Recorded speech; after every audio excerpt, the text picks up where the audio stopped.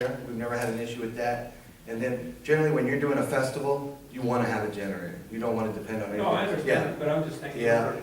We need some help. Mr. Tejada, Joe Tejada, I'm not sure, he's on the 4A board and he's an electrician, and he's always talking to us about how we need to get things fixed over there. And we have plenty of power here. We don't have anything over here. It's a process, but it's about it's hard to believe, but it's hard to get 3 quotes in Floresville, so I'm actually having to reach out to San Antonio to get 1 extra quote, because not enough people want to jump up and help, try to give us quotes on that. How about a parking space for the disabled? We are going to have, Yeah. I'm working on signage right now, Councilman Ortiz. We're going to provide, I know you're familiar with the center, so when you're driving to the center, the front of the center, the whole first 2 right-hand lanes, up and down, the entire are going to be blocked off for handicap parking. I'm working on proper signage to make sure that they can see that. There's going to be a large ad in the Wilson County News in 2 weeks. And that ad, I call it advertorial, so I get to write it, no, but they don't get to write it, so I get to put exactly what we need in there, pertinent points, and it's going to talk about parking, where to go, where not to go, what you can bring to the event, what you can't bring to the event. We encourage people to bring chairs, lawn chairs. There's going to be plenty of grass, things like that. There's going to be plenty of shade for people to put their chair underneath that. But yes, that was a key thing that we wanted to make sure that we took care of, is providing as much possible space for elderly and handicapped accessible. How many vehicles are you estimating? That area is probably going to be about 225 spaces. Because there was an issue with that, Balloon Fest, a big issue. Oh, yeah. About 225 spaces is what we're going to put aside. And how about on your fields, have you checked it for the ants and stuff? Yes, we've already been addressing that for the last 3 weeks. Checking out the ants, cutting back the grass. You can't cut it all at once. We got to trim it, the next size, trim it, getting things the way it needs to go. We're definitely trying to troubleshoot everything, working a lot with David Vasquez here and his staff on different ways to try to make it better, economical, make it a family fun event. Thank you, Tony. Thank you, Tony. Okay, thank you. Very good. All It's right. Tuesday. It's going to be a good fest, We'll good go on to turnout. the next item, project report by Operations Director.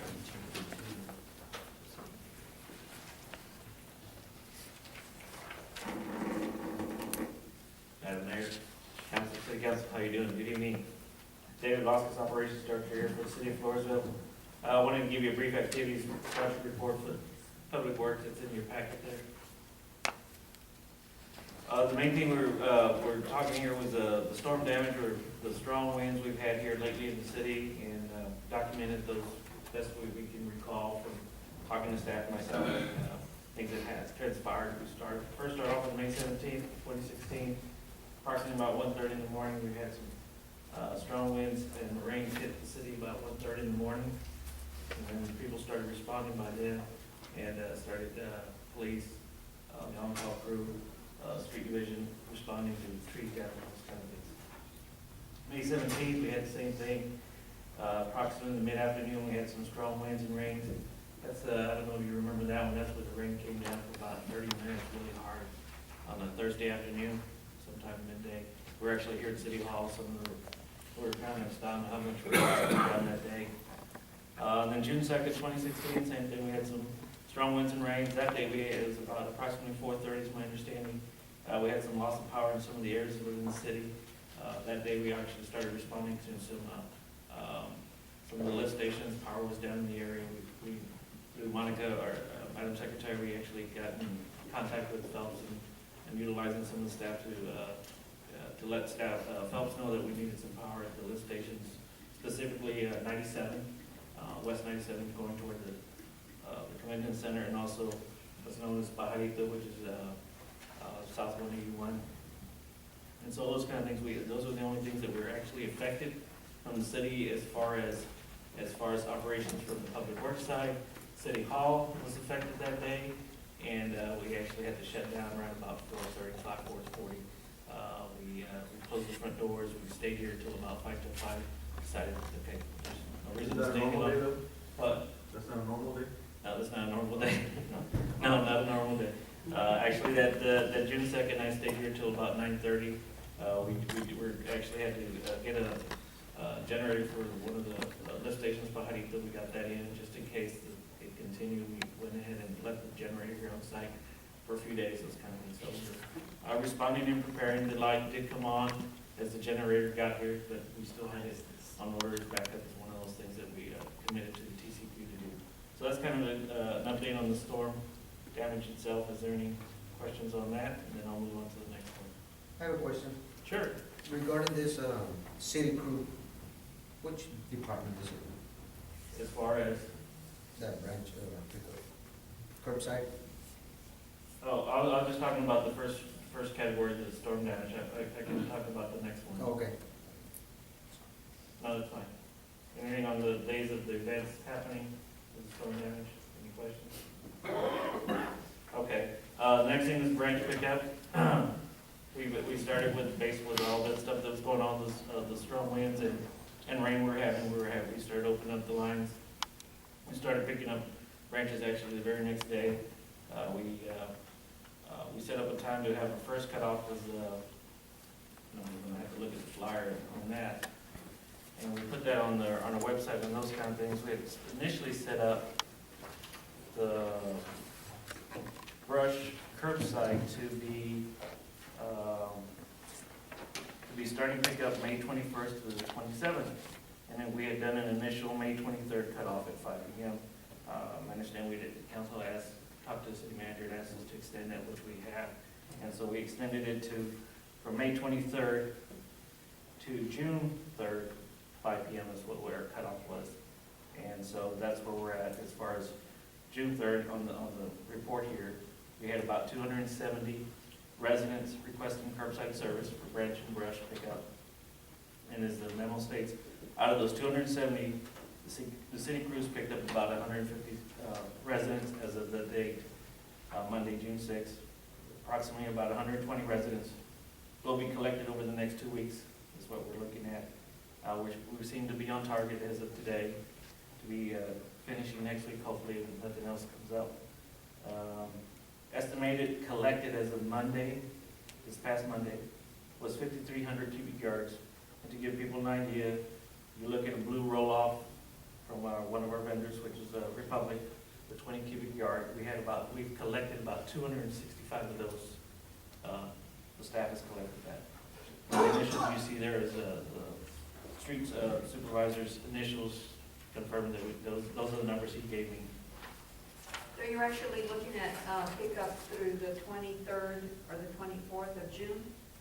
What was that again, ma'am? I'm sorry, Your item says the remaining 120 residents will be collected over the next 2 weeks. Yes, ma'am. Is that through the 23rd, 24th of June? Yes, ma'am. The next 2 weeks. Yes. So if anyone else calls in, will you acknowledge that? Right now, we're not, but we're actually just taking the names just in case, but we're not adding them to the list right now. We did, talking to the city manager, we did have a cutoff of June 3rd at 5 p.m. June what? June 3rd, this past Friday, Okay, at 5 p.m. okay. But you're just doing the requests that you have in the file? Yes, Through ma'am. the next 2 weeks? Yes, ma'am. Okay, thank you. So anyone else after that has to pay? Because these are That's- free, right? Free pickup? Yes, ma'am, that's my understanding, the director for the city manager, up to that point of June 3rd, 5 p.m., they're free. Yes, ma'am. Now, on the 265, I know it's an estimate, but is Yes. that actually what we paid to have Republic fall off? No, Republic has not, no, I was just giving an estimate of the cubic yard of a Republic. Of the 265 containers have been hauled By who? by the city crew. Okay, but not to Republic or anything? No, not to Republic, it's been to our burn pile that we have. Okay. That's been all there. If you go out there, now we have a big mound of ash that we have to deal with later, but it's been a lot. And that was just to give you all, city council, an idea of how much was collected over that time period. Why don't they use a chipper? Do we have a chipper? Yes, we do have a chipper. Again, like I mentioned to you, the chipper is, my understanding, the blades are dull, one. Again, I'm new. And the other thing is too, the chipper is a lot of slower process. And so right now, to move that kind of volume that we have to that you're seeing right here, 5,300 cubic yards at 265 roll-off. We couldn't have done that with a chipper in 2 weeks. So it's more of a process move, let's get it off people's property. Of course, people are giving us input, don't leave it there too long, you're gonna have rodents, you're gonna have rats, you're gonna have, you know, possums, snakes, kind of things. Please get it off our property as fast as possible. We're trying to move as fast as we can. And so that's why we have to have at least a cutoff time. This is where we're at, these are the calls we've had. And which departments were tending to those services? For these, right now, we're having almost all the departments have been helping, a little bit of everybody. The majority has been the street division, the parks department, some of the water has helped, and even some of the wastewater has helped. So we have staff trying to help really hard to get these off the How about overtime? overtime. We have some overtime on that. Do I know the dollar amount? No, I don't, not at this point. I mean, you asked for us to request that, we can get that information to you. I know you don't have spray for mosquitoes on your list, but is that something you're addressing? Yes, ma'am. Has it already started? It started this past Monday, they're supposed to go tonight also. And, So, and continue, because there's a yes. lot of mosquitoes, I you may agree, need yes, more ma'am. time. I've mentioned to one of the councilmen, I try to order ahead, try to be proactive. There was a misorder, the company apologized, they sent us the order with no charge as far as freight. Of course, they still charge it, but still gives a little discount on the product. They apologized and got that to us as quickly as they could. We have started this past week, and we're at Monday, and we're starting tonight. They're supposed to start about 8 or 9 o'clock typically. Is it Lopez who's Yes, doing that? yes, ma'am. Yes, Do ma'am. we use our own equipment? We're not using our equipment is down. Is damaged? Is Uh, down? it's What did no you say? It's no longer functioning right now. Okay. But we're looking into that. So can you find out how much it would be to fix it, or? I or don't, it's no I can bid? look into that, yes, ma'am. Fix what? Or spray machine. The spray machine, But we don't have a licensed person, do we? no, sir, we do not. That has been brought up, it's been asked, staff to do that, and That's one of the things we need to look at. yes, that's one of the things I mentioned to one of the councilmen, is that Not something we only need that, to do. but for the weeds. Yes, also, yes, sir, that's correct.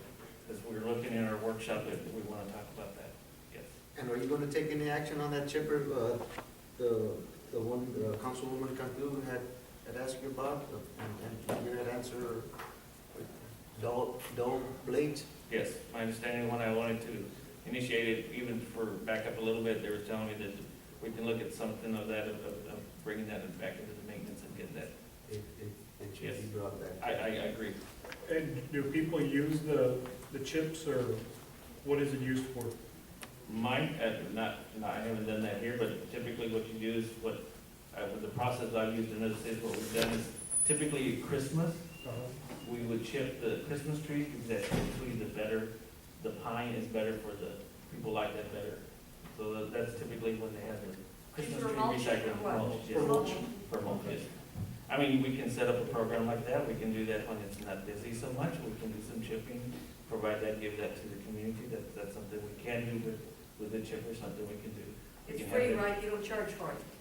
There's nothing set up as a fee structure, so they would be free if we did that now, but I would probably suggest that we do They used to something. do that, and they used to just throw it all over there by the Yes, ma'am. park, and then people would just go pick it up. We could do something like that too, we can do a pick a day or something, or have a, that could be a good Earth Day project we can come up with next year, that's a good idea, I agree, there's things we can be doing and things we can look at. Thank you. I think Okay. one of the main Go ahead. things is that we need to look at is to make sure that all our equipment is functioning always. Yes, So that way, and if it's not, here comes budget time, we need to know some numbers to look at, so that way we know what we need to budget on. I agree, Councilman. Thank you so much. The The next thing is the USDA sewer project. Mentioning there, we had two meetings, one in May 11th and another meeting in San Antonio a week and a half later. And so where we're at in the process with this, the USDA and the sewer project, and again, this is for the sewer. And speaking with the representative Betty Soto with the USDA, at the point where we're at is they're allowing us to seek a bid project to put out for bid at the end of June, end of this month, we're gonna be able to put out bid packages for the sewer And project. what particular things are they gonna be bidding on? This is for the sewer plant, and actually the upgrade of some of the, what they call the collection system, or manholes and drainage In the city, or in the what, city. throughout the city for the Right. manholes? What's ever been identified in the project. Oh, And so, based on that, they said we're allowed to go ahead and put the bid package out, and pay for it, in the end of June, and the consultant, Barry, is aware of it, and so they're already setting up a schedule for us. And that's been brought to Ms. Turner, she has that. So in that, it has June 26th as it's a target date at the end of the June, to put those bid packages out. Then after that, we're gonna look into have the award of the package to be back about 2016 in September. And we're looking at the start of construction, October 2016. So we're here to start on this. This is that $9.8 million part of the project that we're looking from USDA. This is where we're ready to start here in a few months. So I just wanted to kind of give you an update on that briefly, just what's going on. And if we need more details, we can surely talk about those. That's for the wastewater. Yes, this is for the sewer wastewater, yes, sir. Okay, start construction in October.